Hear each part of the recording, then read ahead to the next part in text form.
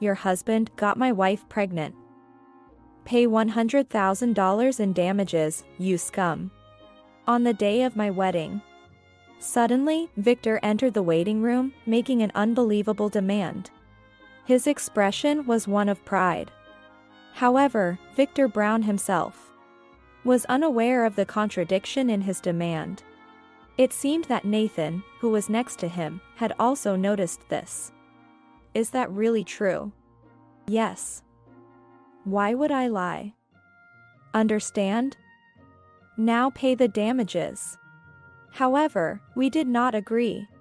Because we knew that that story was definitely a lie.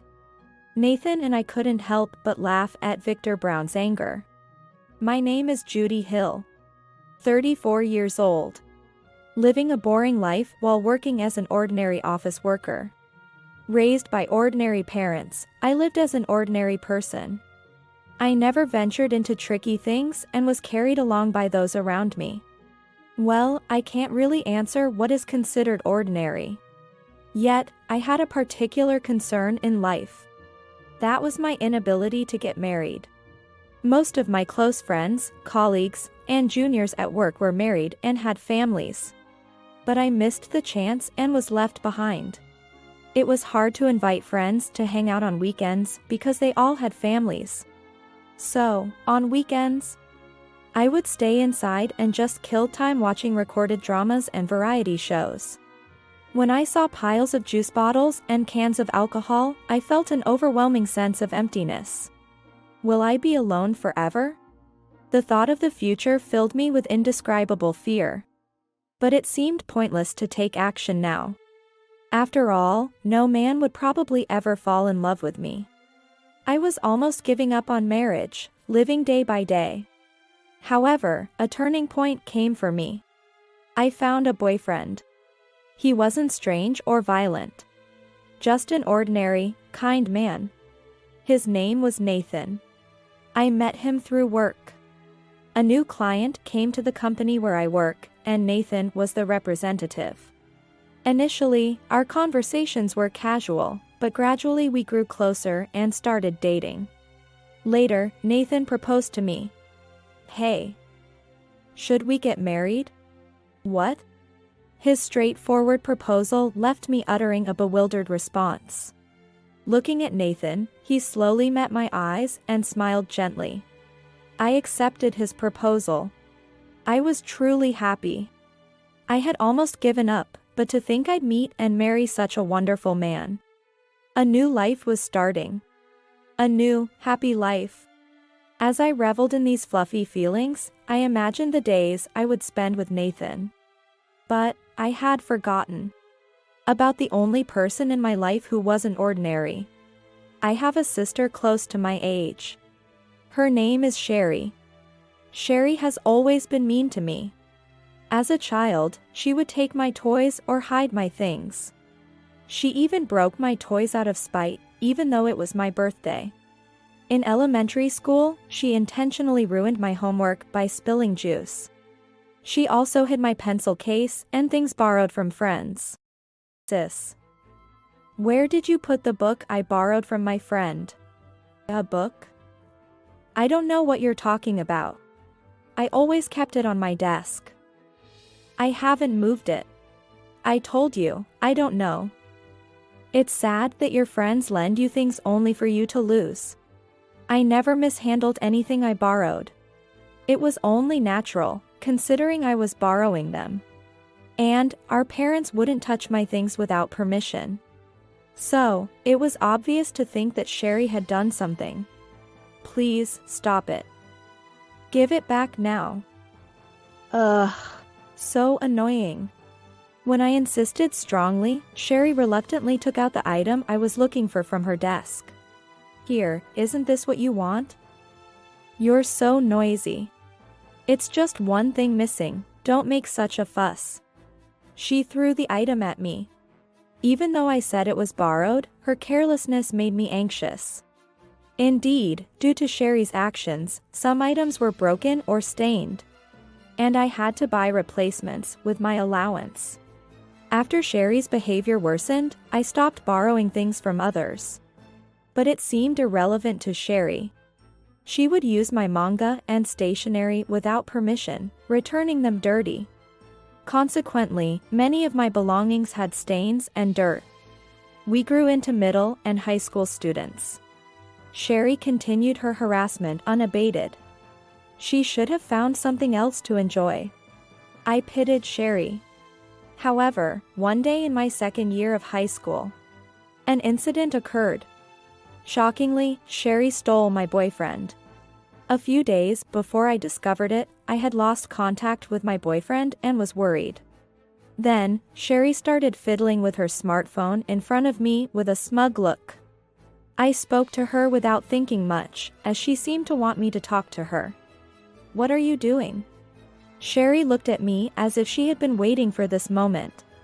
"Guess what I'm doing?" "I don't know." "Your boyfriend. He's really cute, isn't he?" "What?" I didn't understand what she was saying.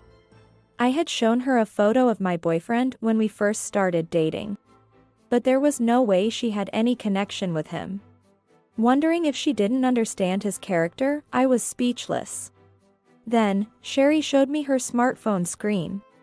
To my surprise, there was a photo of Sherry and my boyfriend, looking like a couple. "What? Why?" Sherry replied with a smug smile to my unexpected words. "I stole your boyfriend." "What?" "I found him on social media and he was so easy." "Your boyfriend, I've liked him since I saw his photo." It turned out that he hadn't been contacting me because he had moved on to my sister. He's not the kind of person to just move on. "Then, what's this?" Sherry proudly showed me their interaction on social media. I didn't want to see it. I didn't want to see it anymore. I scrolled through Sherry's phone to check if her story was true. There were messages from my boyfriend about liking Sherry and moving on from me. No way. See? He likes me, not you. So, don't talk about my boyfriend anymore. Sherry said this with a triumphant look. I was just speechless. Then, I immediately called my boyfriend. "What's going on?" "You started dating my sister." However, my boyfriend, seemingly indifferent to my confusion, said, "Well, yeah." "Why?" "Because Sherry is cuter and kinder than you." "No way." I couldn't believe my ears. "Sherry, kind? That can't be true." I wanted to deny it. But I was more shocked that my boyfriend had chosen Sherry. And thought she was kinder than me. I couldn't say anything. "What, is that it?" "Okay, then, I'm hanging up." "Wait, just a..." Bye. And just like that, our relationship ended. I had finally gotten a boyfriend. But because of Sherry, this happened. I never thought Sherry, who had always been nasty to me, would steal my boyfriend. She must really hate me. But why? I couldn't figure out the reason, no matter how much I thought about it. I had consulted my parents about Sherry several times. They had scolded her every time. But I couldn't bring myself to tell them that she had stolen my boyfriend. She must know I can't talk to anyone about this. Sherry proudly introduced my ex-boyfriend to our parents as her new boyfriend. She talked about their dates and plans to stay over. And always in front of me. My parents, of course, didn't realize he was my ex-boyfriend and listened happily. "Judy, don't you want a boyfriend too?" "Yes." Knowing my mother meant no harm, I couldn't say anything. I just quietly responded to her words. Sherry, who had been showing off her good relationship with her boyfriend, ended up breaking up with him in less than 2 months. The reason wasn't clear, but I saw her getting angry in her room, so they must have fought. The boyfriend who easily switches girlfriends. Perhaps Sherry was also cheated on. Ever since breaking up with him, Sherry's temper only got worse. And, of course, she took it out on me. "Why were you dating such a guy? He's the worst. You stole my boyfriend and now you're saying this. You're the worst." if you hadn't dated him, I wouldn't even think of dating him. It's all your fault. Sherry wouldn't listen. In the end, she was a hopeless person who couldn't be satisfied unless things went her way and lashed out at others. I knew this, so I should have just let it go, but for some reason, I talked back regarding the boyfriend issue. In hindsight, I realized he was the worst boyfriend. But at that time, I really loved my boyfriend. So I guess I kept talking back because I still had feelings for him. Because I talked back, Sherry got angry and retorted as well. After the incident with my boyfriend, Sherry and I barely spoke, and our relationship deteriorated.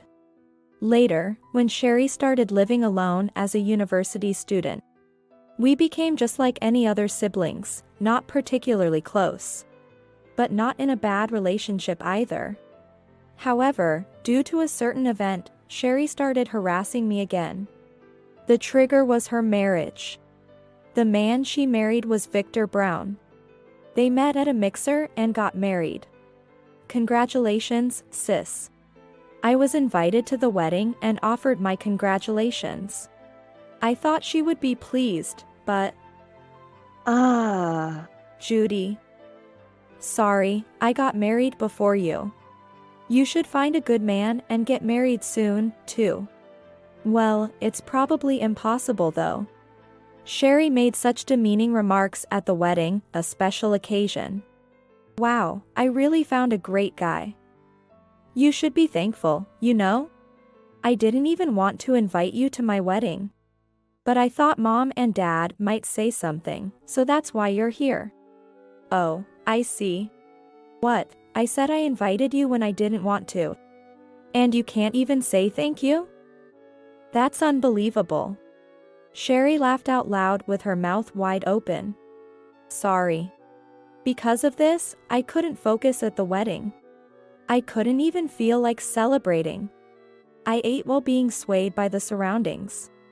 And watched a video of memories made by Sherry and Victor's friends. Everyone was moved. But I couldn't remember what was shown in the video. Because Sherry's earlier words were stuck in my head. After that wedding, Sherry and I hardly talked anymore. I heard from Mother that Victor and Sherry are now living with them. Apparently, Sherry begged to live with them because their incomes were low. 5 years have passed since Sherry got married. Not wanting to meet Sherry and them, I only went back home for Christmas. Now, feeling depressed, I had to go back home to announce my marriage. Before going home, I talked to Nathan about Sherry several times. I don't think she'll be rude to someone she's meeting for the first time. But if you feel uncomfortable, please let me know, okay? It's okay. I'll accept anyone. But, Judy, you seem so worried. I'm a bit scared. Nathan always had a kind smile. I tried to choose a time when Sherry wouldn't be there for our visit. But she insisted on seeing the man I was marrying. I didn't want to show him, but we'd have to meet eventually. Especially at the wedding, it would be awful to have her interfere. I calmed myself down and pressed the doorbell of my parents' house. Welcome. The front door opened, and my smiling mother came out. Come in, come in. Following my mother's words, we sat down on the living room sofa. I gently rubbed Nathan's back, who was tense. I had never seen him this nervous before. Will it be okay? Is he scared of Sherry? Or is he just nervous about talking to my parents? There were many possibilities, but I didn't know the answer. Good to see you. We've been waiting. Finally, Judy is getting married. I'm glad you found a wonderful person. Judy. My parents congratulated us on our marriage. Nathan's expression softened, and he returned to his usual self. I hoped everything would end without any issues. Just then, the living room door opened. So, they didn't let us off. I glanced towards the door, and there stood Sherry and Victor, smirking. Sis. Wow. He's actually a good-looking guy. Without greeting, Sherry sat next to Nathan and wrapped her arm around his. Hey. Sherry. Father tried to stop her, but Sherry didn't listen. There should be limits to what you can do, even with a sister's husband. I also tried to stop her, but Sherry tightened her grip even more. Nathan, looking troubled, started introducing himself in a gentle voice. I'm Nathan Hill. Nice to meet you. Your name is Nathan. Her familiarity was off-putting for a first meeting. I couldn't help feeling disgusted and frowned. Judy. Don't make such a disgusted face. That's rude. What? Judy, you got something to say? Sherry looked at me with a different, scary expression than the one she had for Nathan. Sorry. It's nothing. I thought it would be bad to escalate the situation, so I reluctantly apologized. My apology seemed to please Sherry and Victor. They surrounded Nathan, asking about how we met, who proposed, and why we decided to get married. That would have been fine, but their choice of words were too crude. I frowned again in discomfort, and Victor noticed. What's with that face? You're already unattractive, so stop it. I wondered why Victor was so harsh towards me. It was because Sherry was harsh towards me. He must think he can say anything to me. Indeed, I've come to think it's futile to talk back, so I don't. That probably makes him believe even more that he can say whatever he wants. In the end, my parents intervened, and our marriage introduction was over. Nathan and I headed home. Sorry for everything. It's okay. Are you all right? Even after such a terrible experience, Nathan was still smiling and concerned about me. I was genuinely happy, but at the same time, I felt unsure if it was okay for me to marry such a wonderful person. He's such a great guy. Maybe there's someone more suitable for him than me. But I can't bring myself to ask him directly. What should I do? With no one to consult, the preparations for our marriage went on. Half a year later, Nathan and I, having registered our marriage, were about to have our wedding ceremony. The solemn atmosphere of the venue, the beautiful dress, and the hair and makeup felt like a surreal experience. My heart was racing at the thought of this moment. Looking back at the past 6 months, my life had been miserable. Sherry, having eavesdropped on conversations between my parents and me, located the house where Nathan and I lived. Since then, she'd been making excuses to barge into our house. And it wasn't just Sherry. Victor would come into our house without any bad intentions, drinking and causing a commotion. Despite repeatedly telling them not to come to our house, they wouldn't listen. He would drink incessantly and make demeaning remarks at me. I can't believe someone like you got married. It's unbelievable you're Sherry's sister. Why are you so ugly? It's embarrassing to have a relative like you. I couldn't say anything back to Victor Brown's words. Say something. His sudden angry shout made me tremble, and he continued his verbal abuse. Ugh. Gross. I feel sick. I'm going home. He'd come, get angry on his own, and leave. Victor was probably just using me as an outlet for his stress. If I just endure it, it will eventually end. That thought had somehow become ingrained in my mind. Even if we have the wedding ceremony, those two's behavior won't change. Should we move? As I was lost in thought, the door to the dressing room opened.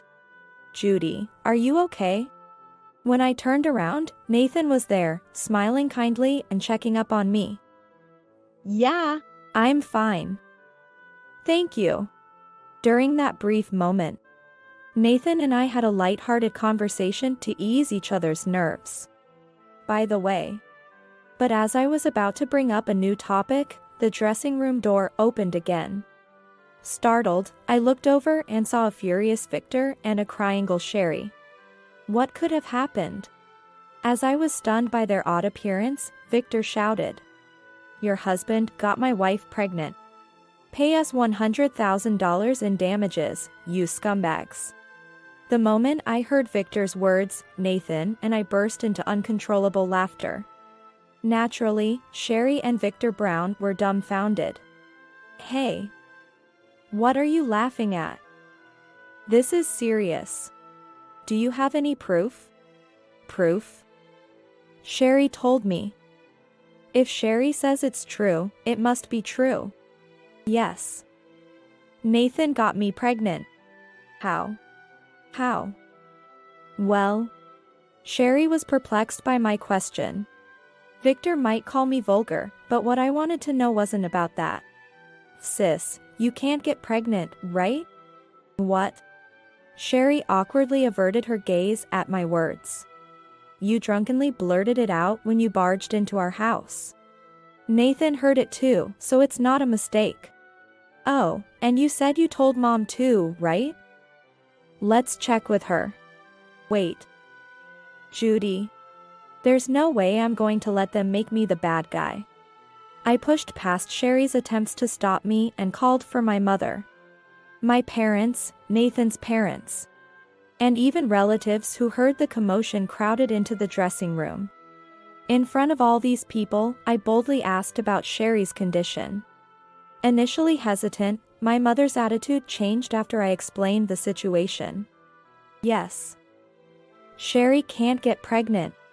She told me herself, and I even accompanied her to the doctor because she was worried." "Mom." It seemed that even my mother couldn't forgive Sherry for trying to extort money from us with a lie. She looked at Sherry and Victor with fierce anger. In the stunned dressing room, Sherry and Victor were clearly panicking. Well. Hey, Sherry. You can't get pregnant? Why didn't you tell me? I thought you'd leave me if I told you. You love kids. But you didn't have to lie. What are you going to do now?" Without apologizing to us, the two started arguing. The scene was pitiful. It seemed that Sherry had lied to Victor Brown. If Sherry claimed that Nathan had gotten her pregnant, it would overwhelmingly weaken the man's position. Even if Nathan isn't at fault and has no obligation to pay compensation, his social reputation might still suffer. Not being pregnant doesn't prove the absence of such a relationship. However, that's only true for someone who can normally get pregnant. Sherry, having drunkenly disclosed her condition before, seemed to have forgotten and was confidently claiming to be a victim. It was clear that Sherry was at fault. "Why did you tell such a lie, Sherry?" "That's because." "Answer me." Trembling at my father's words, Sherry began to speak. "It's because we're out of money. I talked with Victor about pretending I was pregnant by Nathan to get some money. Then, Victor agreed to it. And what if you were asked for proof? Even if you want to claim compensation, you need proper evidence, right?" After a brief silence, Sherry muttered, "I hadn't thought of that. It was a mess. Thinking only of the short term. She hasn't changed, not then and not now." That's the thought that crossed my mind. At that moment, one of the relatives in the room, my mother-in-law, suddenly spoke up. "Victor? Aren't you cheating?" The dressing room erupted into noise again. "What? Me, cheating? Why would you think that? I saw you at the supermarket where I work with a woman who wasn't Sherry. And with a child, too. I thought her face looked familiar." "What? Is that true?" One shocking revelation after another was coming to light. I was speechless hearing all this. "Hey, what does this mean?" Well, no. This is unbelievable. You're the worst." Sherry, driven by anger, tried to break things in the dressing room. My father quickly intervened, and ultimately Sherry and Victor were escorted outside. After that, the wedding proceeded as normal, but of course, those two were not present. Thankfully, the ceremony and reception went smoothly without any issues. After the wedding, I asked my parents to keep an eye on those two. But I wonder how long that can last. The first thing we should probably do is move. Or maybe it would be better to consult a lawyer. I don't know where to start. But we need to act quickly. What if they barge into our house again like they usually do? They seem to bear a grudge against us, and it might not end well. Why are we being targeted when we've done nothing wrong? No matter how much I think about it, I can't find an answer. There was no contact from Sherry or Victor. I wondered if they had somehow resolved everything without my knowledge. But could it be that convenient? One day, while pondering this, our doorbell rang. Hesitantly, I peeked at the monitor and saw an agitated Victor. Nathan, Victor is here. Victor? Nathan stood beside me and looked at the monitor. He seems pretty angry. What's bothering him this time? Even Nathan seemed quite wary of Sherry and Victor. He frowned deeply as he watched the monitor. Then, he said, "I'll go and listen to what he has to say."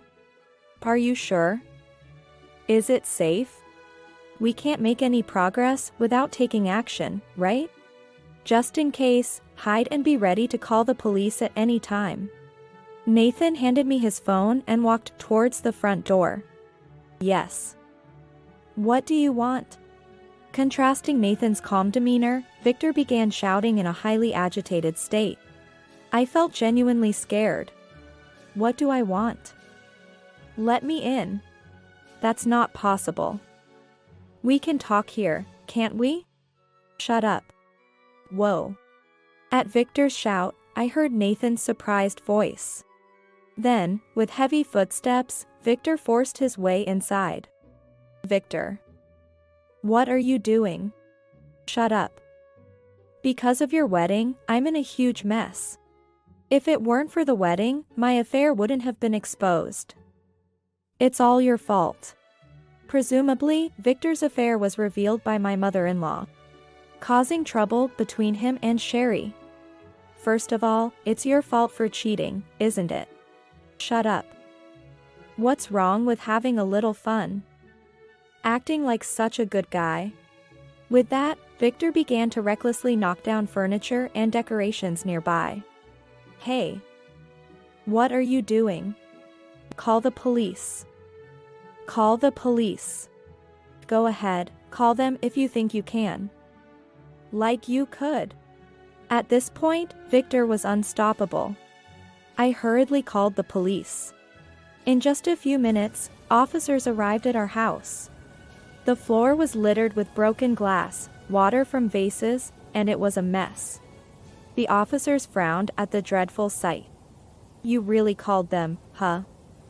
Don't mess with me. I won't forgive you for this. Remember."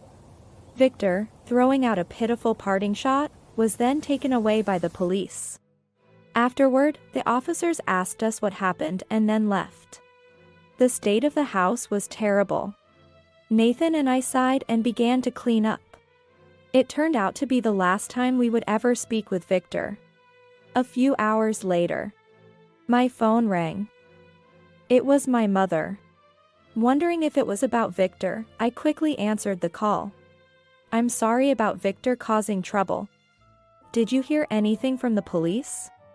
Apparently, she was asked to pick up Victor from the station. When they arrived, Victor was sulking. My mother said she had listened to his side of the story and then took him home. "Sorry for the trouble." "It's okay. I'm sorry too. We were supposed to be watching him, but he slipped away. Once you move, I'll tell him to leave our house. If they kicked him out before we moved, he would likely start hanging around our house." Appreciating her concern, I thanked my mother. We discussed each other's situations and the current state of Sherry and Victor before ending the call. It seems Victor has calmed down. Perhaps the police had a stern talk with him. Sherry, distressed by Victor's actions, was quietly staying in her room. It was the consequence of her selfish behavior.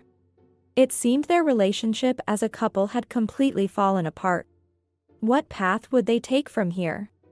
It seemed unlikely they would reconcile, and divorce seemed the only option. My mother said she would contact me if anything happened, so I decided to wait for her call. A few days later, my mother called. The news was about Sherry and Victor. As I had suspected, they got divorced. Victor left the house quietly, but Sherry, claiming it was her parents' home, refused to leave. However, this behavior angered my father. He was furious about her trying to extort money from us and her continuous lies. Having always been gentle, my father's rage made Sherry crumble, and she decided to leave. By this time, our move was fortunately complete, so I was relieved. I hadn't told anyone our new address, and it was unlikely they would come to our new home. Finally, everything was over. We didn't have to live in fear anymore. That's what I thought, but the day after my mother's call, Sherry called me. Reluctantly, I answered the phone, and Sherry started talking in her usual tone. "Hey, Judy. You doing okay? I got kicked out of the house. I have no money. Can I stay at your place? You moved, right? Where are you now? What? Stay over? What are you talking about? What, you're mad at me too? I haven't done anything wrong. Are you still holding a grudge about the past? If so, I'll apologize. Let's live together again. Can you stop making fun of me?" I was angry at Sherry's carefree attitude. Holding a grudge? Apologize so she can stay over? It was too much. She hadn't even apologized for the wedding incident. Does she even realize she's done anything wrong? The more I tried to understand Sherry, the more I was filled with aversion. Do you know how much you've hurt me? Holding a grudge? Of course, I am. And about the wedding. You forgot about your condition that you blabbered while you were drunk. And then demanded money from Nathan for getting you pregnant? Stop joking around. You only use us when it's convenient for you. It's embarrassing to even say you're my sister. Before I knew it, I had let out all my thoughts about Sherry. I was truly embarrassed she was my sister. Do you understand how I feel? If you do, then never bother us again. Right after that, I heard a click and the call was disconnected. It was truly over now. Not receiving an apology didn't matter anymore. Just don't bother us again. I was satisfied just having said what I felt. 6 months after the incident, Nathan and I were having a normal life. It still makes me mad remembering what happened. But I'm happy we've cut ties with Sherry and Victor. The only regret is not getting compensation for the furniture Victor destroyed. But getting involved with them again isn't worth it. Maybe the decluttering was for the best. Despite the trouble, I'm incredibly happy to be with Nathan. I'm just grateful for our normal life now. Hello, it's me. Have you received the divorce paper yet? This call came 10 days after my husband suddenly disappeared. I won't be coming back anymore. I want you to submit the divorce papers I sent. I'm planning to remarry soon, so please do it quickly. I recently received a sealed envelope containing the completed divorce papers. Where are you now? What are you planning to do about Rachel? Even if we are getting divorced, we need to meet and talk. Dad and Mr. Jackson are worried about you. At that moment, my husband burst into laughter. I'm tired of being considerate towards your father and the boss. If I stay there, I'm going to have to be petty for the rest of my life, right? I'm sick and tired of it. I'm not your slave, you know. I was shocked. I never thought my husband felt that way. I'm not coming back. I'm not afraid even if I lose my job. A business partner has recognized my abilities and offered me a job. I can finally live a free life. As I grew increasingly despairing, my husband's voice was incredibly cheerful. Then a woman's voice came on the phone. Madame, please forgive us. Our love is real. Please don't look for us. I'm pregnant. Shocked, I then heard my husband deliver the final blow. That's how it is, so I'm sorry, but I don't need Rachel. Take care. Even after the call ended, I couldn't move for a while. I don't need Rachel. What? My hands were trembling. Even if God forgives my husband, I will never forgive him. I called my father, gripped the voice recorder tightly, and ran towards Mr. Jackson's company. My name is Emily, 34 years old. I work as an architect in my family's construction business. I have a family of 3 with my husband Brian, who is a year older than me, and our 4-year-old daughter Rachel.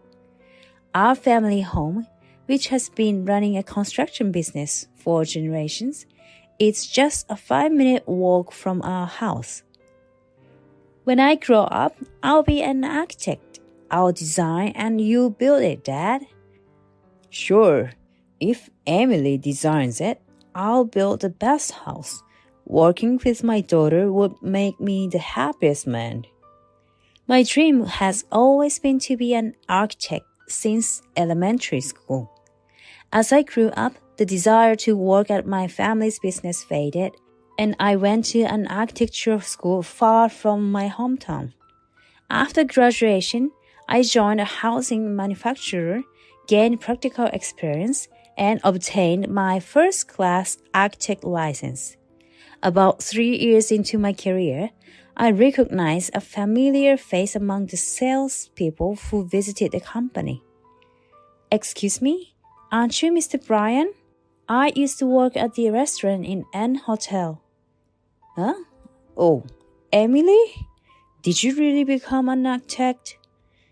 Brian, my husband, worked at the same part-time job for 2 years during college, though we attended different universities.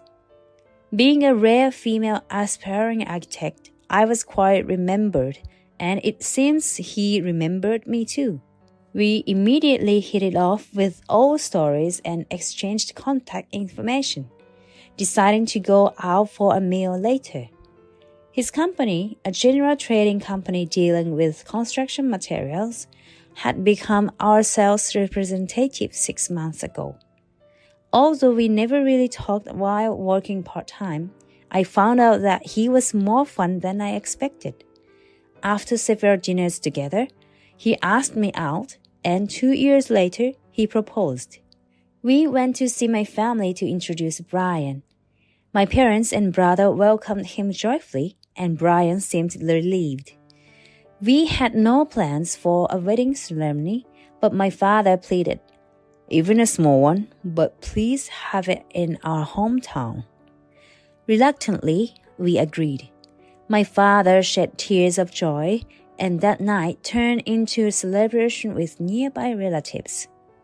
Sorry, my dad was a bit pushy about it. No, it's fine. Your dad's great. I could really see how much your family loves you. My parents were toxic. I'm envious. On the way back by the car, Brian hesitantly talked about his family.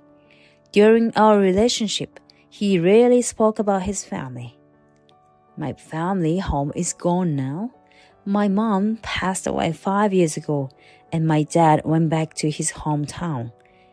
My sister is already married and lives in another state. Huh? We're going to see your father, right? Yeah, I've reserved a place near where my dad lives. I'm planning to invite my sister there too. My father-in-law used to get drunk and violent at home from Brian's childhood. He would yell and sometimes hit his mother.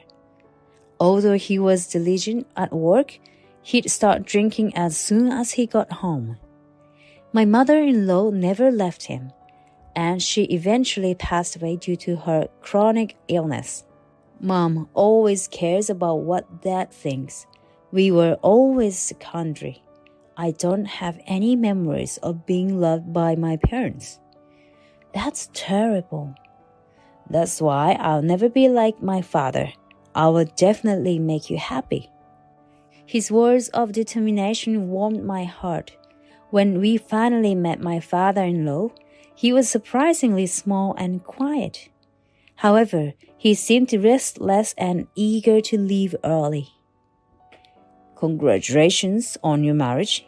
Sorry, but I don't have any money and I don't want to be bothered, so don't bother inviting me to any wedding. My father-in-law's indifferent words made it seem like he had no interest in his son's marriage. My sister-in-law looked down apologetically. I understand. We're not planning to have a wedding ceremony, so don't worry. Although we intended to talk about the wedding ceremony, Brian didn't seem to want to bring it up anymore. He smiled, but his voice sounded very sad. I gently gripped his hand under the table. His hand, gripping mine back, was cold and trembled slightly. At that moment, I vowed to myself to make Brian happy and to be his greatest supporter. After getting married, I discovered Brian had a peculiar habit. Brian is not good with change and tends to run away from reality by leaving home when he is mentally distressed. There have been two significant incidents that stood out to me. The first incident happened about half a year after we got married. At that time, Brian had been transferred to a different department and was struggling with the unfamiliar work. One day, he came home later than usual, unusually cheerful and drunk. Emily, sorry, I quit my job. What? Are you drunk? Surprised, I asked him, and he just laughed it off, waving his hands dismissively. Yeah, I quit. I can't do that kind of work anymore. I can't. Saying this cheerfully, he then collapsed onto the sofa and immediately fell asleep, snoring. I was anxious, unable to tell if he was joking or serious. However, the next day, hangover, he confirmed that he had indeed quit his job. 2 days later, without any warning, he just left the house. I tried contacting him numerous times, but there was no response. When I finally decided to consult my sister-in-law, she casually said, "It happens often. Just leave him alone." Eventually, he returned home as if nothing had happened. Sorry, with the marriage and the department change, it was mentally tough. I needed some time alone to calm down, but I'm okay now. I was so worried. Please rely on me more when you're struggling. We're husband and wife, right? Yeah, I understand. Sorry. Looking back, there was also a time just before our wedding when I couldn't reach Brian. Maybe he was escaping reality due to the stress back then too. When anxious, he seemed to need time alone to sort out his feelings. Later, he was diagnosed with depression at the hospital after being considerably affected at work. Financially, we were stable since I was working, but the uncertainty of Brian's sudden departure always left me anxious. My mother had been my confidant, and one day my father made a suggestion. "Hello, I heard from your mom. How about you and Brian come back here for a while? A change of environment might be good. We are here to support and watch over you both." The kindness in my father's words, after all the worry I had been through alone, warmed my heart. When I told Brian, he responded positively. It might be better than staying here. Thinking of Brian, I decided to quit the company I had worked at for 6 years and return to my hometown. When we moved back, my dad had already found us a rental house near our family home. I took some time off work on going walks and drives to local tourist spots with Brian. Being in a nature-rich area, he seemed to gradually regain his spirits. One day, while having dinner at my parents' house, my father said, "Brian, you used to work in building material sales, right? I know someone who's looking for a salesperson. Would you be interested in trying out?" "Really? If I can, I would love to. Thank you." My husband's eyes sparkled with the prospect of returning to work. My dad, delighted, immediately called Mr. Jackson of the building materials store. "He's got time tomorrow. Let's go together and talk to him." "Wait, Dad, why are you coming too?" My dad was probably worried, but Brian seemed more at ease with him accompanying us. The next day, he returned from the interview in high spirits. "I'm home. I start working there next week. It seems like a really family-friendly and comfortable place." "Mr. Jackson is a nice guy, right? Take it easy and learn the job at your own pace." Both the boss and your dad said the same thing. "Everyone is so nice here. I'm really glad we moved." Seeing Brian regain his happiness made me incredibly joyful. He became brighter and more cheerful as he started working. Everyone knew about his depression diagnosis, so they were kind and considerate, but most importantly, he enjoyed his work. I think the countryside suits me better. Everyone's kind and things are going well with their clients. Maybe this is where my talents really flourish." "What talent?" "The talent of being a capable salesman, of course." I was heartened to see him joking like that. When the time felt right, I also returned to work at my family's business. A year later, I found out I was pregnant, and Brian and my parents were overjoyed. Everything seemed to be going well. Then, a second shocking incident happened. Brian left for work and never came back. His phone seemed to be off, unreachable. Again, that was my honest feeling. How many times will this happen? I was angry that he left without a word, and I felt a sense of worthlessness. And now, with a baby in my belly, in a panic, I called Mr. Jackson, and his response surprised me. "Huh? He's been off work for the last 4 days. I thought you guys were going somewhere." "Huh? Oh, I see. Sorry." Unexpectedly, this time he had properly informed his workplace. It might be different this time. Trusting Brian, I waited, and he returned after the holiday with a charm for a safe childbirth. Sorry, I was happy about the pregnancy, but when I thought about our family growing, I suddenly got scared. But I'm okay now. I've made up my mind. Seriously? You should at least call or message me. What would you have done if I had a miscarriage from worrying too much?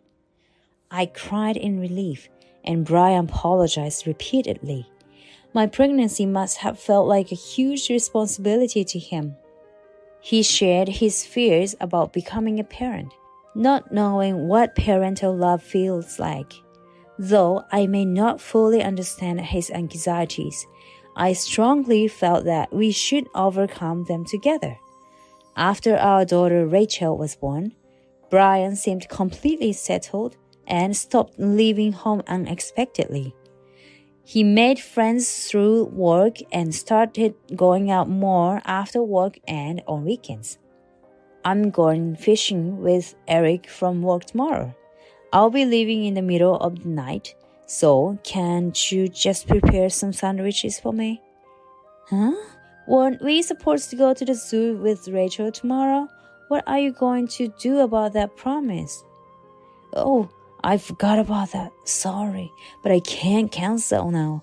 Can you go with your mom and dad instead? As Rachel grew older, Brian increasingly prioritized hanging out with his friends. You know, you are Rachel's father. Sorry. I have a lot of friends, I have a lot of commitments. Everyone likes me. Maybe living in the countryside really suits me. His overconfidence was evident in such mistaken beliefs. However, I felt he was deliberately avoiding spending time with Rachel, using his busy schedule as an excuse. Brian's behavior became noticeably strange about 3 months ago. He started going out more frequently after work and on weekends. He often broke promises with Rachel, leading to frequent arguments between us. You are really annoying. Rachel is too young to remember promises. Just accept that my socializing is part of my job. Children aren't stupid. You'll regret this someday. Yeah. The kind and gentle husband I knew before was gone.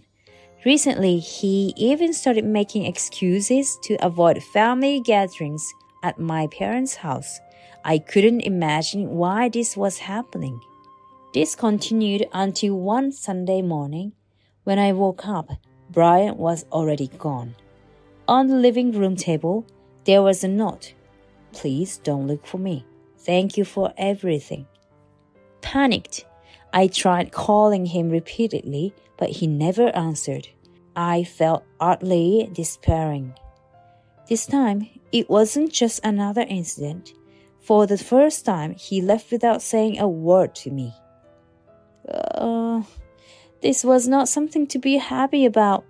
I felt like I saw Brian's determination in that note, and all I could do was cry out loud.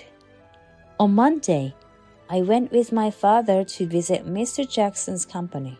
It seemed Brian hadn't shown up for work. I haven't heard anything about him taking leave or quitting. He was working normally on Friday, but what? Mr. Jackson hesitated, looking uncomfortable. Please stay calm. A new female employee who was absent without notice along with Brian has also been missing since yesterday. His unexpected words made me gasp. Did Brian say anything to you the day before he disappeared? Huh? I panicked for a moment. The day before? What was it? Did he say anything important? He seemed cheerful while having his evening drink and was talking about something. He was saying something about how cute the new girl at work was compared to me. My father sighed deeply. You're usually so level-headed, but you become completely clueless about your own matters. If Brian calls again, it'll be good to record it. Hearing this, Mr. Jackson slapped his knee. Oh, I have the perfect thing for that. A high-quality voice recorder we use for important meetings. I was somewhat pushed into taking the voice recorder. I didn't think Brian would call, but if he did, indeed, I might get flustered and not remember what was said. There might be some hint hidden in his words. Indeed, after calming down at home, I remembered what Brian had said the day before he disappeared. The new girl at work is just 20, really pure and cute. I think I'm the type who can succeed in the countryside. I want to start life over again with someone like her. So, Brian had clearly talked about his plans for the future the day before, smirking at my reaction. Since then, I practiced recording calls with the voice recorder, preparing for whenever he might call next. This time, I wouldn't miss his true intentions. 10 days later, a call from Brian came. My heart raced. Calm down. I switched the call to speaker mode and started recording just as I had practiced. Hello, it's me. Have you received the divorce papers yet? Hearing Brian's voice for the first time in 10 days sounded like he was taunting me for being so exhausted. Where are you? Leaving just a letter like that? I was worried. Sorry. I'm not coming back anymore. I need you to file the divorce papers that I sent you. I'm planning to remarry soon, so please do it quickly. Recently, an envelope containing the completed divorce papers arrived. It seemed this man had no guilt towards the life we had shared or towards our daughter. To me, it felt like my daughter and I were just discarded toys to him. I bit my lip and spoke more firmly. Where are you? What are you planning to do about Rachel? Even if we are getting divorced, we need to meet and talk. Dad and Mr. Jackson are worried about you. The moment I said that, Brian burst into laughter. I'm tired of being considerate towards your father and the boss. If I stay there, I'm going to have to be petty for the rest of my life, right? I'm sick and tired of it. I'm not your slave, you know. I was shocked. I never knew Brian had such thoughts. I have tried to be considerate about living in a place where he doesn't know anyone, but have I made him feel trapped? I'm not coming back. I'm not afraid of getting fired. A client has recognized my abilities and offered me a job. I can finally live a free life. As I became increasingly desperate, Brian's voice was incredibly cheerful. Then a woman's voice came on the phone. Madame, please forgive us. Our love is real. Please don't look for us. I'm pregnant. What? Shocked by this revelation, Brian then delivered the final blow. That's how it is. So I'm sorry, but I don't need Rachel. You can raise her on your own, right? Take care. Even after the call ended, I couldn't move for a while. He doesn't need Rachel. My hands were trembling. Even if God forgives Brian, I will never forgive him. I called my father, gripped the voice recorder tightly, and ran towards Mr. Jackson's company. Since Brian left, I had been reflecting on our 7 years of marriage. There was something both of us had never realized. I'm the complete opposite of my dad. Brian always said that, and I believed it too, but perhaps they were similar in their mental weakness. What Brian is doing now is no different from what his father did when he drank and became violent. He is trying to alleviate his accumulated anxieties and frustrations by abandoning us. With these thoughts, I arrived at Mr. Jackson's company where my father and the parents of the missing Sarah were waiting in the president's office. Emily, these are Sarah's parents. We'd like you to let them hear the recording as well. I understand the feelings of parents worry about their missing daughter. The woman, who was rumored to be the other woman, was thought to be serious and naive. Given her age of 20, it might have been Sarah's first romance. I'm sorry for my daughter's behavior. She was always just a serious girl. Sarah's parents, with pale faces, bowed their heads in apology, and I bowed in return. I'm sorry, too, for my husband's actions. This might be shocking for you, but with that introduction, I played the record phone call for everyone to hear.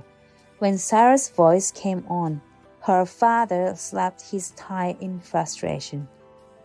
That naive fool! I'll drag her back home if I have to. Sarah's father was furious, turning red with anger, while her mother collapsed in tears upon learning of the pregnancy. He mentioned a client. I'll check with the contacts he was handling. Mr. Jacob called Brian's clients, but none of them knew anything about the story he had mentioned. The person in charge might be cooperating with him, so I'll inquire higher up. Probably one of these big branches, right? My father had always been a people person, easily making friends with anyone, regardless of seniority, since his student days. Especially among business owners, his network was surprisingly extensive. Don't underestimate the power of rural networks. In about an hour, we discovered the client Brian was referring to, which branch he was supposed to be employed at, and where he was living were quickly identified. Needless to say, by the end of the day, the employment offer to Brian was withdrawn. That night, a panicked call came from him. "What did you do? I just got a call saying the employment offer is off." "Huh? I didn't do anything. But maybe finding a job around there might be difficult now." "Why?" "The place where the two eloped was over 2 hours away by car, yet still in the same state." "You said it yourself, didn't you? The countryside has close-knit and warm connections. But what happens when you turn those connections into enemies? You understand, right? Anyway, come back once with Sarah. Then we'll talk." The next day, as promised, Brian returned to Mr. Jackson's office with Sarah. He looked down with an odd expression on his face, a far cry from the phone call the other day. "Brian, I'm really disappointed in you. You've been offered and you're fired, just like you wanted. I know you said you weren't afraid, but don't think you can work in the same type of business around here." It was almost frightening to watch the normally mild-mannered Mr. Jackson speak so nonchalantly with the face of a business manager beside me. Brian's lips trembled and he seemed unable to say anything. "It wasn't just your ability to get things going well over here. My dad and the others put in the groundwork to protect you. Don't get wrong." As I said this, I was so frustrated that it had come to this that tears began to well up in my eyes. Then, a little later, Sarah's parents came running in. "Dad." "You idiot." Sarah rushes back to hide behind Brian's back. He also spreads his hands out protectively and begins to plead with Sarah's parents. "She is pregnant. Please don't be rough with her." I am also inadvertently hurt by the way he acts like a man. "I don't know if I can give my daughter to a man who would so easily abandon his own child. Sarah, do you understand? He is the kind of man who would abandon a young child. You will be abandoned sooner or later. I will never allow you to marry such a man." "No, Dad. We love each other. Brian left his family for me. I'll marry him for sure."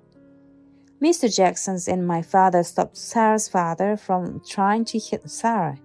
The father's face was flushed so red that his veins stood out, and his anger was tremendous. "You fell in love with a devilish man who abandoned his family without a second thought, eloped with him, and now you're pregnant? You've got to be kidding me."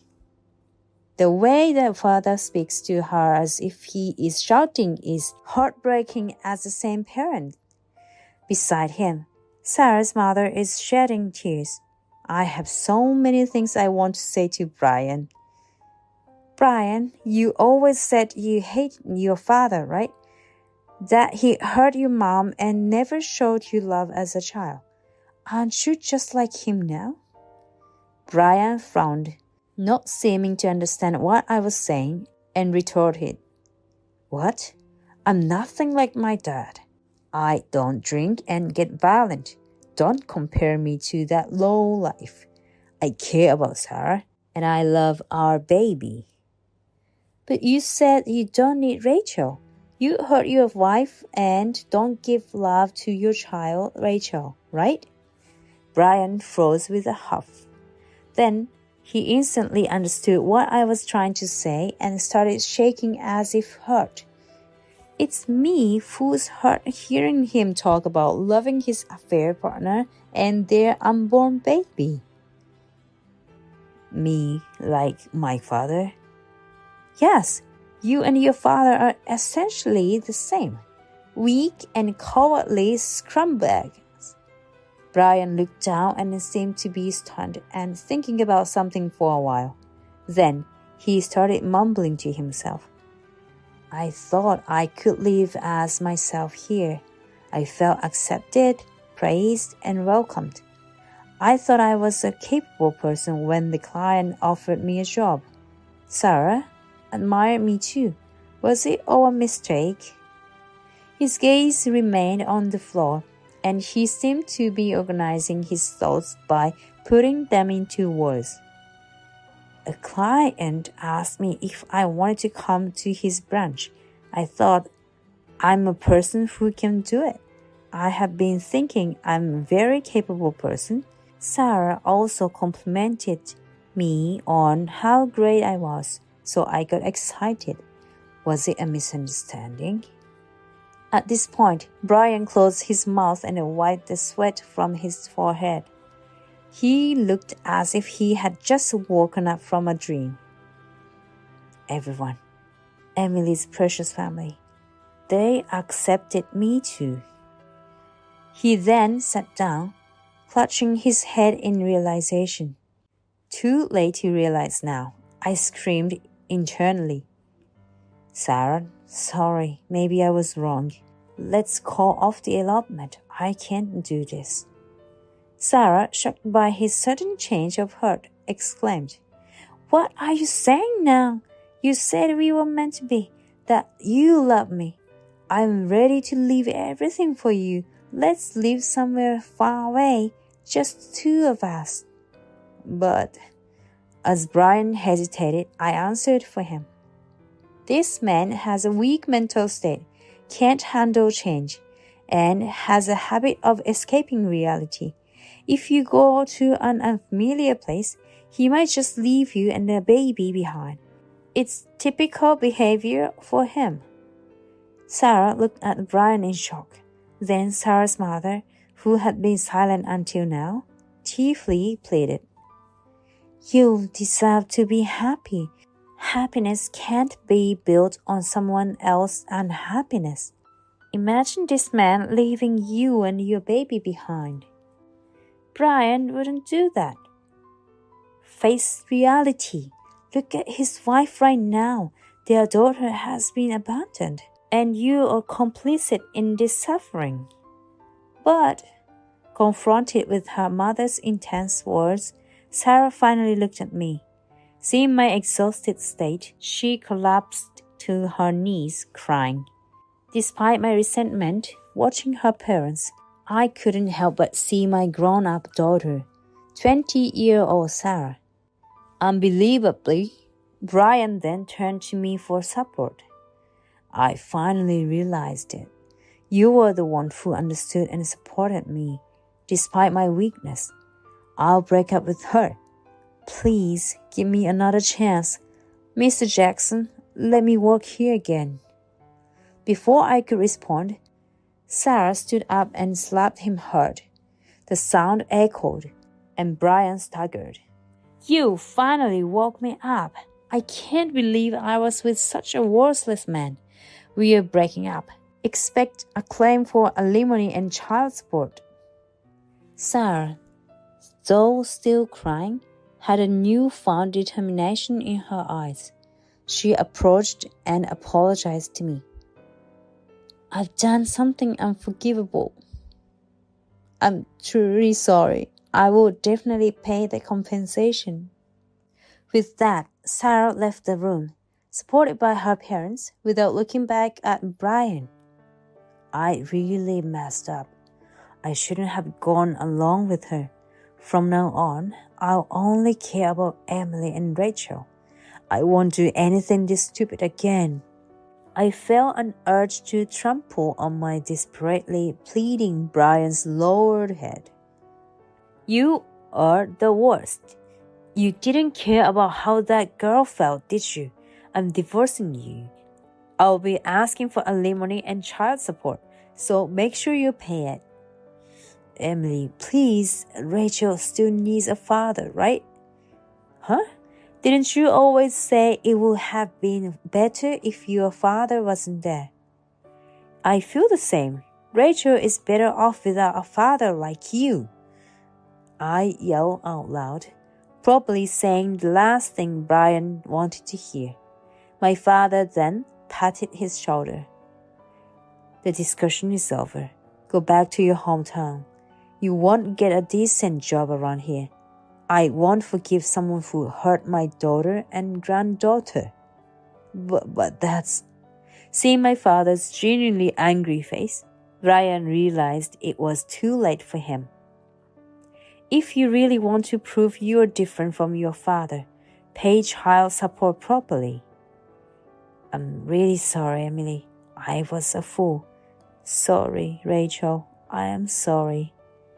Finally, I felt like I heard sincere regret and apology from Brian. Mr. Jackson and my father helped him stand up and escorted him to the car. He looked at me with sad eyes, silently, as they drove him to the station. The divorce was finalized without much delay. Brian lived in a rented apartment for a while, but eventually moved to the area where his sister lives and seems to be working diligently now.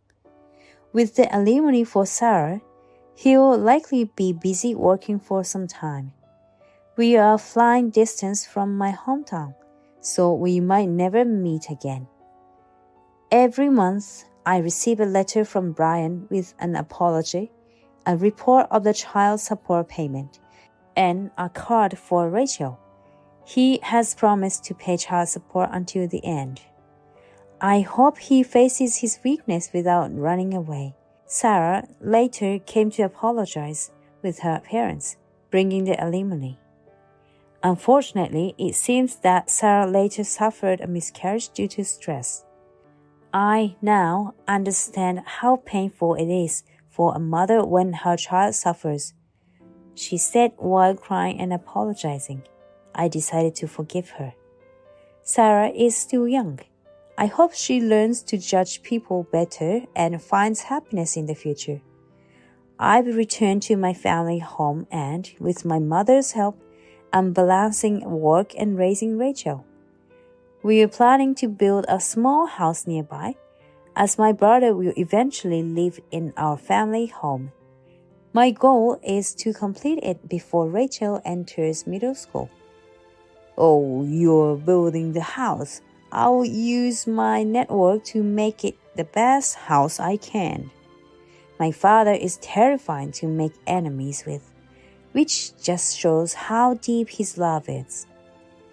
I plan to live happily with Rachel, treasuring the relationships with the people around us, without betraying that love.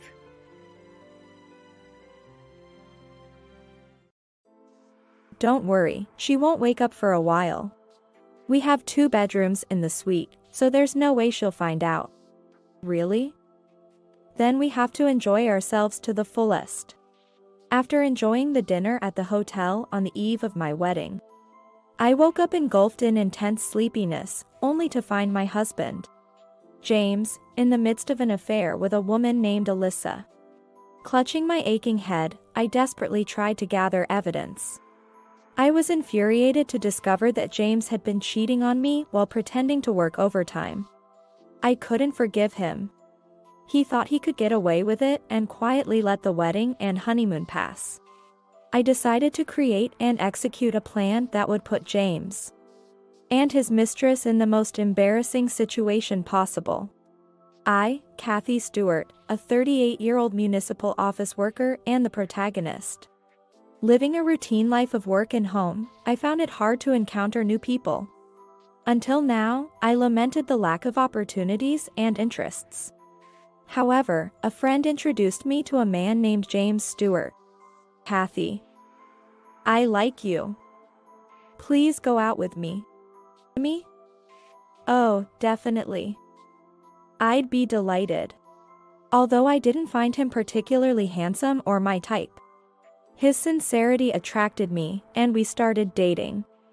I thought I would never meet someone who loved me so much for who I am. As our relationship was aimed at marriage, James had already arranged everything for the wedding and honeymoon. But the troubles that arose with the bookings are unforgettable. James was a bit careless with money and often failed to prepare payments on time for the wedding venue and travel agency. He always made excuses and did nothing unless I prompted him. You need to deposit money in the account for the payments to go through. I've told you several times to do it before the deadline, haven't I? I couldn't help it. I didn't have time to go to the bank because of work. Then you should have discussed it in advance. Or transferred the money online. Why didn't you consult with me? I'm swamped with work before the wedding and honeymoon. I'm not as free as you are. Despite occasional disputes, we somehow managed the preparations. As the wedding approached, the final arrangements, including guest lists, gifts, and menu confirmations, became intense. Sometimes, I had to go to the venue for meetings, which often didn't go smoothly because James would cancel at the last minute, citing work reasons. I ended up making decisions alone, which felt a bit lonely. You've been working late a lot recently, especially on days we had plans. And you come home late. I have a lot to wrap up at work since we'll be away for the wedding and honeymoon. It can't be helped. If you tell me in advance about the unavoidable work and overtime, we could reschedule our meetings. Is that too difficult? It's not always possible to know in advance, and some things just can't be helped. Lately, he's been returning home late at night without contact, citing overtime, but his salary hasn't increased much. Suspicious, I looked at his pay slip and noticed something odd. His overtime hours were in single digits. Looking at this pay slip, you only had 7 hours of overtime last month? Yeah. So? But last month, you canceled our wedding meeting 4 times due to overtime. And you came home after I slept almost every day. Isn't 7 hours of overtime strange? Are you doubting me? It's not about doubt. But it's strange to have such little overtime despite working late every day. That's impossible. You never worked as a company employee. So you don't understand. Maybe, but single-digit overtime hours still seem odd. So what? You want to complain to my boss on my behalf? Ridiculous thoughts, it's irritating. He angrily left the room, slamming the door. I'm sick of this. I don't even want to see your face anymore. I wanted to discuss our honeymoon plans and sightseeing.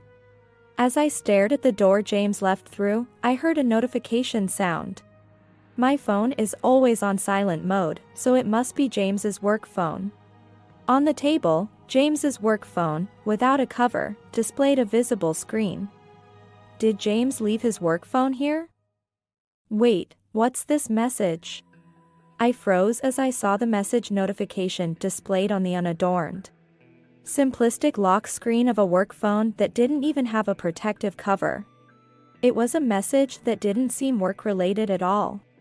The message, registered under the name Alyssa, read, "I want to go on a trip." The casual, informal tone of the message gave me a bad feeling. It was a work phone, so it could be a colleague or someone related to work. But the content suggested otherwise. The nature of the message was suspicious, but I couldn't access the contents due to the lock. I decided to forget about the message for now and focus on the wedding and honeymoon preparations. Despite the chaos, I remember feeling relieved when all the wedding preparations were finally complete. The wedding is finally the day after tomorrow. I'm also excited about staying at the hotel the night before. Yeah. Let's make it a great ceremony, just like us. Our wedding ceremony was to be held at a hotel, and as a special plan benefit, we were allowed to stay in an exclusive suite the night before. Both James and I took the day off to prepare, so we headed to the hotel in the afternoon. We took a leisurely bath and then went to the top-floor restaurant for dinner. It's wonderful that we get to stay in a suite as a special benefit for having our wedding at the hotel. Yeah. Sorry for leaving most of the preparation to you, Kathy. It's okay. You seemed busy with work. And the planner did a great job, so it all worked out, right? It had been a while since James and I had the chance to have a leisurely conversation. I realized we hadn't had much time together due to our busy schedules. Kathy, I remember you being quite demanding, but that planner was amazing. She managed to incorporate your requests while preparing everything so well. Demanding? Well, I do appreciate her help. It would have been tough without her. We arrived at the restaurant and took our seats. As we enjoyed the exquisite dishes, I noticed James's glass was empty. What would you like to drink next? Not sure. Oh, Kathy, is that a stain on your sleeve? Maybe sauce? James pointed at the sleeve of my dress. What? Oh no. Maybe it's from the dressing earlier. I hope it doesn't stain. If it's oil, it might stay. Better go clean it off quickly, especially since you're taking that dress on the honeymoon. All right, I'll be right back. Fortunately, I had brought a stain remover just in case. I hurried to the restroom to check my sleeve. Huh? There's no stain. Maybe James mistook a shadow for a stain? I hurried back to the table, expecting the main dish to be served soon. Welcome back. I ordered drinks for us. Yours too. Thank you. Wait, is this a cocktail? Yes. I found a cocktail that I thought you'd like. What do you think? It's nice of you, but remember, we decided not to drink alcohol today because of the wedding tomorrow. Did we? But one drink should be fine, right? Please try it, it's special. Reluctantly, I took a sip. The cocktail had a beautiful gradient of orange and yellow. A refreshing taste with orange flavor, not too sweet, and a hint of herbs. Delicious. Not too sweet, with a refreshing herbal taste. You really know my preferences, James. I knew you'd say that. You think I don't know what you like? My apologies. What are you drinking? This? It's also a cocktail, but I think it's a flavor you wouldn't like. Really? Usually, James would offer me to taste his drink, but this time, he subtly refused. After a leisurely meal, we returned to our room. And I was suddenly overcome with extreme sleepiness. I had wanted to enjoy the suite more, but I couldn't resist the urge to sleep and collapsed on the bed. Sorry, I'm really sleepy. I'll just take a shower and go to bed early. Understood. You've been busy with the wedding preparations lately. Rest well for tomorrow's big day. It was quite early, before 8 p.m., when I went to bed. When I suddenly woke up and tried to get up, I heard voices. At first, I thought James was on the phone, but then I felt a slight headache. I went to grab some headache medicine from my pouch and felt something was off. Could there be someone else in the room? But who? This suite was provided by the hotel for just the two of us. It seemed odd that someone else would be present. Really? Is it okay? Your wife is sleeping, right? It's fine, she won't wake up for a while. We have 2 bedrooms in the suite, so she won't notice. Is that so? Then we must enjoy ourselves to the fullest. I heard a woman's voice clearly, realizing this wasn't a phone call. Another woman was in the suite with James. I remembered the hotel staff mentioning that the suite had 2 bedrooms.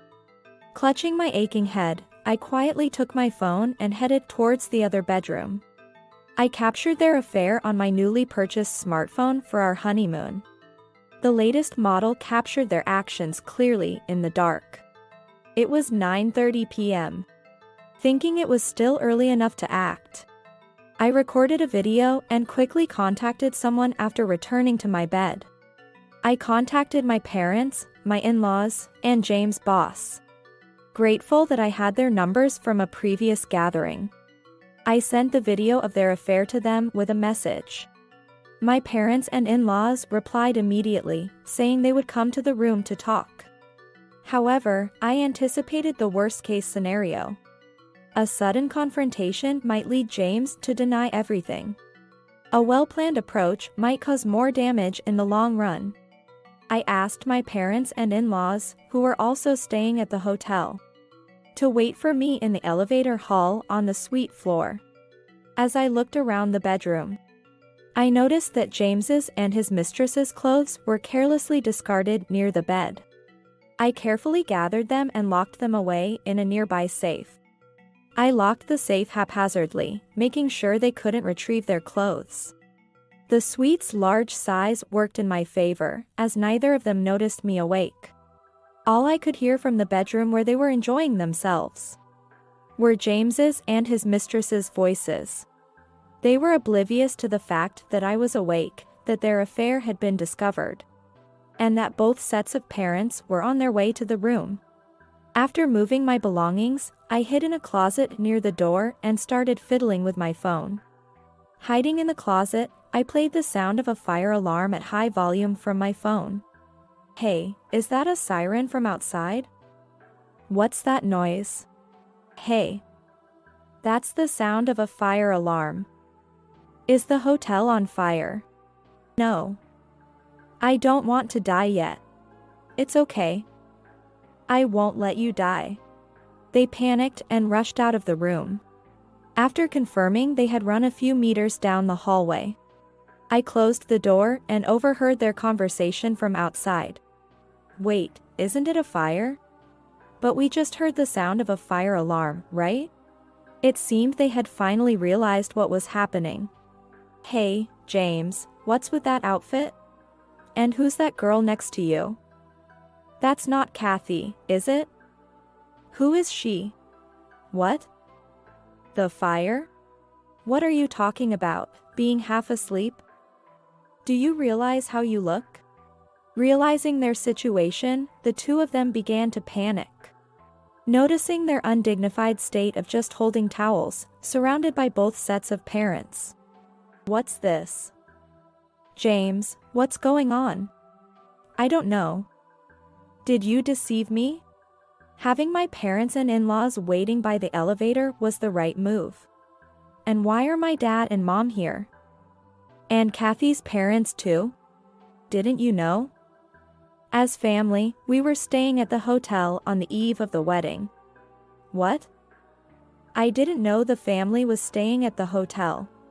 Anyway, sort yourself out first. We'll talk after that. Ha! Yes, you're right. Sorry, I'll just go back to the room for my clothes. He tried to enter the room, but couldn't due to the auto lock. James frustratingly rattled the door handle, but there was no way he could open it from the outside. My phone. I can open it from inside. Wait, sorry, just a moment, please. Wait, James. Our phones are inside, right? What are we going to do? That's bad. Hey. Kathy. You're in there, right? Are you awake? Open the door, please. Hearing that James had drugged me to sleep made me even angrier. How could he say, "Are you awake?" Open the door, after making me sleep? I checked through the peephole to see James in a flustered state, almost naked, before opening the door. You didn't know your parents and mine were staying at this hotel? Of course, you wouldn't. You left all the wedding and honeymoon preparations to me. Hey. You knew and didn't tell me? I did tell you that our parents would be staying on a different floor. Maybe you didn't listen because you were always so dismissive. I thought so. Then the mistress started making a fuss. But now. Let us in the room. Do you realize the situation? Excuse me, but who might you be? You were having fun in the bedroom with James, right? Panicked and ran out when you heard the fire alarm and now caught cheating, right? I'm Alyssa, dating James. Lady, you know what's going on, so let us in the room, please. Well, please come in. Now, Dad, Mom, and also father-in-law and mother-in-law, please come in. I invited both sets of parents into the room. Hey. My parents have nothing to do with this. That's not true, is it? We need an explanation. Kathy, sorry, but we're coming in. Yes, please come in. I also want to resolve this matter here and now. As they entered, James and Alyssa rushed to the bed to look for their clothes. Where are the clothes? No, my clothes are gone too. James, do you know? How would I know? Damn. So we're supposed to stay naked? Right. There were bathrobes in this room. At least we can wear those. They hurried to the bathroom, but it was too late. I had already taken the bathrobes and large towels while they were busy. No way, the bathrobes are gone? Hey. There are no bath towels either. No clothes, no towels, what's going on? I stood in front of them holding the bathrobes. Looking for these bathrobes? Hey. Hand them over. I'm starting to get cold. I'm cold, lady, give them to us, please. Ignoring their clamor, I walked into the bathroom with the 2 robes. The bathroom was left as they enjoyed it, with the bathtub full of water. But I submerged the robes in it. Hey. What are you doing? What are you doing to us, lady? Telling us to stay naked. People like you don't deserve anything in this room. Why don't you stay naked quietly? The 2 of them seemed to resign themselves and fell silent. Now, Kathy and James, and you. Alyssa, was it? Let's hear what you have to say. Surrounded by my parents and his in-laws, James looked smaller than I had ever seen. It was just a fling before the wedding, a bit of fun. That's a lie. James, you said we'd go on a honeymoon together. You were going to divorce after the wedding and then be with me. That was just a slip of the tongue. You should know the difference between a joke and seriousness. A joke, huh? Kathy told me that you hadn't been involved in the wedding or honeymoon preparations. And you've been coming home late every night. No. Work has been busy. James then whispered to me in a low voice. Hey, you've been ratting on me to your family? Don't you trust your husband? Telling on me, that's a dirty move. Who's playing dirty? Working overtime for just 7 hours. 7 hours of overtime? Kathy, what do you mean? My mother-in-law asked, looking puzzled. About 2 or 3 months before the wedding. James's return home suddenly became late. He said it was overtime. But his payslip showed single-digit overtime hours, around 7 hours every month. Coming home late at night with just 7 hours of overtime? That's strange. Still talking about that. Not all overtime hours get approved, you know? That's common knowledge for a salaryman. James was waving his hands frantically, his face red. Maybe it's time to be honest? I later asked James's company. And they said he's been leaving work on time every day for the wedding preparations. Could it be that he finished work on time and then? Yes, that's exactly what happened. He didn't come home after work, left all the wedding and honeymoon preparations to me. and spent his time enjoying himself with his mistress. Glancing at them, I noticed the in-laws had expressions like angry demons. James. Have you even thought about Kathy? Betraying someone who loved you, and you feel nothing about it? This betrayal is unforgivable. No, you shouldn't apologize, Mother.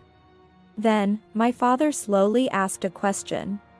James, if you were going to cheat, shouldn't you have just not married in the first place? Did you cheat because you prefer Alyssa here? No, it was just a moment of weakness. Lies.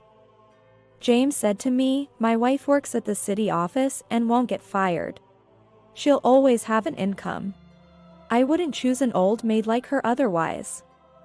You told me that. Hearing James's true thoughts from Alyssa's mouth, I couldn't help but sigh. James, now that it's like this, marry me. I can cook and I'll be a good wife. That's ridiculous. Alyssa, weren't you saying you're going to become an influencer? And not renewing your contract at my company? An influencer housewife? That sounds great. I don't care about being an influencer or whatever. I can't marry a woman who's just trying to leech off me. Listening to this ridiculous exchange between the two naked fools was giving me a headache. For the record, I'm not working just to support James. And I can't continue this marriage after such an incident. We're getting a divorce. Can't you reconsider? The wedding is tomorrow, and my boss is here. We can't just cancel it now, can we?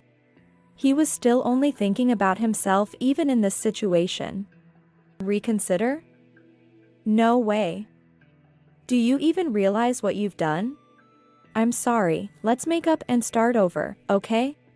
Seeing James's behavior, my father intervened. Start over? Are you treating your marriage to my daughter like a game? Exactly. You think you can just apologize and reset everything when you're in trouble? It doesn't work like that. Eventually, the wedding scheduled for the next day was cancelled. And naturally, James was responsible for the cancellation fees. Alyssa had been aggressively pursuing James, apparently wanting to get married before turning 26, but James was planning to break up with her. The cancellation of the wedding and James' usual behavior at the company had already sparked rumors about his affair with Alyssa, a temporary employee. James was called into the office to discuss the recent commotion and his relationship with Alyssa. Despite his attempts to deny it, testimonies and eyewitness accounts exposed everything. As a result, James was transferred to a regional branch, but he couldn't stand it and resigned. However, his job search wasn't going well, his reputation preceded him, and he was being rejected in interviews. Alyssa didn't renew her contract and boldly started her activities as an influencer. Unfortunately, the internet is a tough place, and she was quickly labeled as a mistress.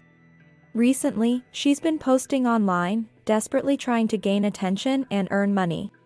Even if it means igniting controversies, becoming a notorious figure of the times. One day, while I was handling customer service at the office, Alyssa came to the counter and started yelling. I came here because I heard James said you work here. It's your fault I can't work as an influencer. What can I help you with today? If there's no specific matter, I must ask you to leave. You're the one, aren't you? Writing about affairs and adultery online. You're living off our taxes and writing such things on that computer. I'm not aware of such things. Please, don't cause trouble for others. I signaled and called the security guard. Luckily, working in a department with frequent complaints, security quickly came to my aid. Let me go. I have business with this lady. This is a municipal office. If you continue to disturb others, we may have to call the police. I dealt with the situation calmly and as usual. I never thought my training in handling complaints would come in handy in such a situation. After that, Alyssa stopped visiting me, which was a relief. I continued working at the city office. It's busy with work every day. But being busy helps me forget about the divorce and the whole debacle. One day, an old friend from university contacted me, wanting to introduce me to someone. Apparently, we both like the same cartoon artist, so we might get along well. It's rare to find someone who knows that cartoon, so I was surprised. This friend knows my tastes and interests. So if they recommend meeting someone, I definitely want to try. After what happened with James, I wondered what would become of my life. But now, with work and new encounters, every day is fulfilling.